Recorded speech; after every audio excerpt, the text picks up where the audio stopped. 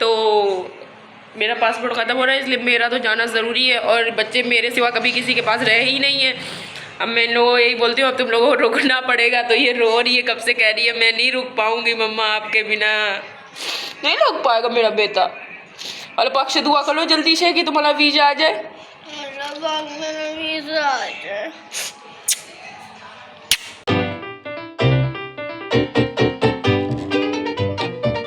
अस्सलाम वालेकुम, कैसे हैं आप सब? मेहर की जान में आप सबका स्वागत है। तो मायरा ने 100 रुपये अपने पापा से लिए हैं, इसलिए कह रही थी कि पापा मैंने दर्जी से कपड़े लेने हैं। मैंने कहा बेटा वो 1000 रुपये में सिल रहा है, 100 रुपये में नहीं। तो कह रही अम्मा हम इतने ही देंगे, हम गरीब हैं। वो आजकल चली रहे हम गरीब हैं तो क्या हुआ, हम बहुत खुश हैं। शकुंतला वाला। और हमारे घर की आज लाइट ख़राब हो गई है गाइस, कभी धीमी हो रही है कभी तेज़ हो रही है गाइस, तो हम क्या करें उस लाइट के लिए। अभी फ़िलहाल मैं जा रही हूँ, कुछ कपड़े थे मेरे पास में लाई थी सिलवाने के लिए। तो आप लोगों को पता ही है कि मैं शॉपिंग कर रही हूँ आजकल, तो उसमें मेरे 4 सूट, मैंने अभी 5 सूट है फ़िलहाल। मैं सिर्फ 2 सूट दूँगी, एक टेलर को 2 एक को। तो इसमें मेरे सारे पसंदीदा कलर रखे हैं। एक तो ये पिंक कलर का मैं सूट लाई थी, ये बहुत प्यारा सूट है, ये एम्बोज हुआ है कपड़ा।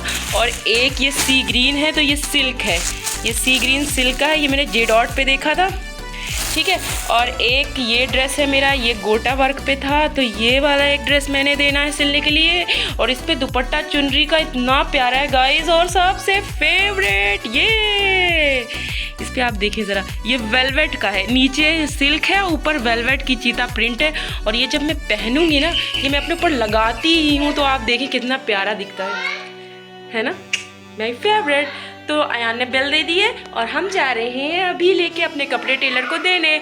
बस मेरा वीज़ा आ जाए, मेरी तैयारी ज़ोर शोर पे तैयारी शुरू हो गई है, तो बस मैं घर जाऊं और बहुत इंजॉय करूं, क्योंकि मैं 5 साल मतलब 6ठे साल अपने घर जा रही हूँ यार, 6 साल बाद। तो बस मेरा सारा काम हो चुका है और मैं निकल रही हूँ। तो यहाँ पे मैं अयान के साथ जा रही हूँ। तुमने जैकेट नहीं पहनी मारा? तो बस हम लोग रास्ते में हैं और यहाँ एक मैयत हो गई थी। तो आज सोसाइटी में 2 से 3 मैयतें हुई थी, और जो है अल्लाह आप सबको अपने हिफ्ज़ व अमान में रखे। तो गाइस मैं आपसे एक दुख अपने दिल का शेयर करना चाहूँगी। मैंने कहा लोग इतने बेशरम हो चुके हैं ना, नई नई आईडी से नए नए नाम बदल के मुझे आके ना इतनी उल्टी सीधी बातें कहते हैं। और ये सिर्फ मेरे जानने वाले हैं, वो भी 2-4 बंदे जानने वाले, 2-4 ऐसे तो मेरे बहुत है जानने वाले, जिन्हें लेकिन इतनी फ़िक्र नहीं है मेरी कि मैं क्या कर रही हूँ क्या नहीं। मुझे दुआएं ही देते हैं, जितने मेरे अपने हैं, जितने मैके वाले हैं, वो सब दुआएं देने वाले हैं। अब एक बंदी ने ना, बंदी है, वो बंदी है, उसने मुझे इतने कमेंट्स फजूल के किए हुए हैं बेवजह ही ना, और मुझसे बोल रही है कि सोशल मीडिया पे ना अपने कंटेंट बंद कर दो, मत डालो। मतलब क्या कर लोगी तुम अगर मैंने कंटेंट डाले सोशल मीडिया पे, या ये मेरी लाइफ है, मैं कैसे बिजी हूँ, तुम्हें क्या लगता है कि मैं तुम्हारे धमकाने से डर जाऊँगी? तो मैं इसीलिए थोड़ा सा अपसेट थी। इधर रोज़ैन की भी तबीयत ख़राब है बहुत ज़्यादा, उसे खांसी हो रही है। तो आज मैंने अपने भाई से पूछा तो 3 हफ्ते हो गए, खांसी की सारी दवाएं दे ली, सब कुछ, खांसी ख़त्म होने का नाम ही नहीं ले रही। तो अभी देखें मैंने एक जुगाड़ किया है, मायरा ने आगे पाइप का मुंह काट दिया था ना, तो मैंने इसके बाद ना एक अंदर इसमें एक पानी का डिस्टिल वाटर की बोतल थी, उसको फिट करा मैंने, क्योंकि वो सेट हो रही थी। फिट करके अंदर उसके छेद किया पाइप के बराबर।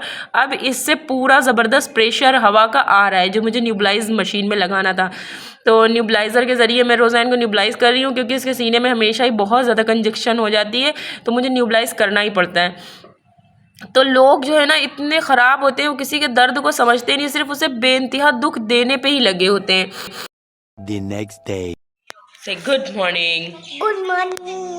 मैंने क्या बना रही थी? वीडियो बना रही थी खिलौनों की।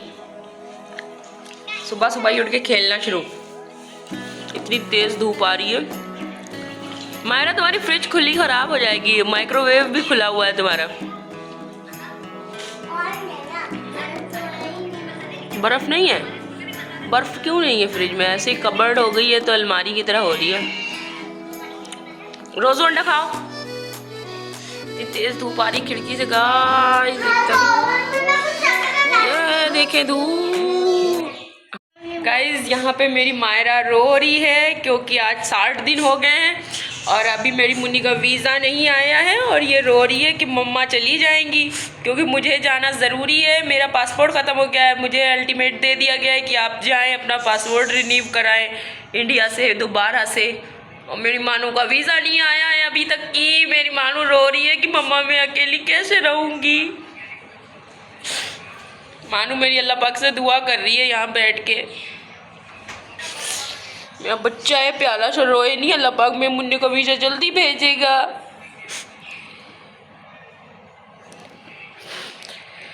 90 दिन का टाइम दिया था, 60 दिन कंप्लीट हो गए हैं, अभी तक बच्चों का वीज़ा दिया नहीं, 60 दिन हो गए हैं और मुझे जाना ज़रूरी है क्योंकि मेरा पासपोर्ट ख़त्म हो रहा है। तो मेरा पासपोर्ट ख़त्म हो रहा है इसलिए मेरा तो जाना ज़रूरी है और बच्चे मेरे सिवा कभी किसी के पास रहे ही नहीं है। अब मैं इन लोगों यही बोलती हूँ अब तुम लोगों को रुकना पड़ेगा। तो ये रो रही है, कब से कह रही है मैं नहीं रुक पाऊँगी मम्मा आपके बिना। नहीं रुक पाएगा मेरा बेटा। अल्लाह पाक से दुआ करो जल्दी से कि तुम्हारा वीज़ा आ जाए।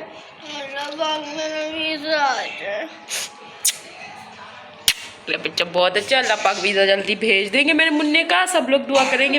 गाइस, मैं अपनी मम्मा के बिना नहीं रह पाऊंगा क्योंकि मेरी मम्मा अगर चली जाएंगी ये वाली दुनिया छोड़ के पाकिस्तान की, यहाँ पे सब लोगों नहीं आपका वीज़ा नहीं आया ये है ना।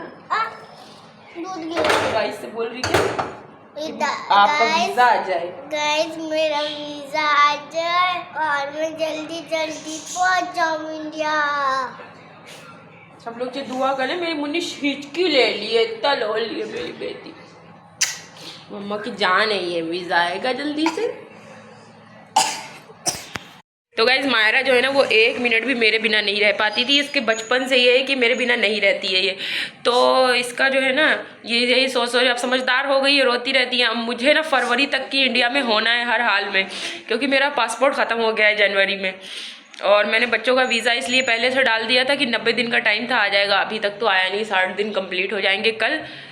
60 दिन में मेरी दोस्त है उसके बच्चों का आ गया था पर इन लोगों के वीज़े नहीं है। अब ये लोग रोते हैं कि मम्मा हम अकेले कैसे रहेंगे। अब देखते हैं भैया क्या होता है। मैं खुद ही इन लोगों के बिना नहीं रह पाऊँगी अगर वीज़ा नहीं आया तो। बस जल्दी जल्दी अपना पासपोर्ट रिन्यू करा के मुझे वापसी आना है।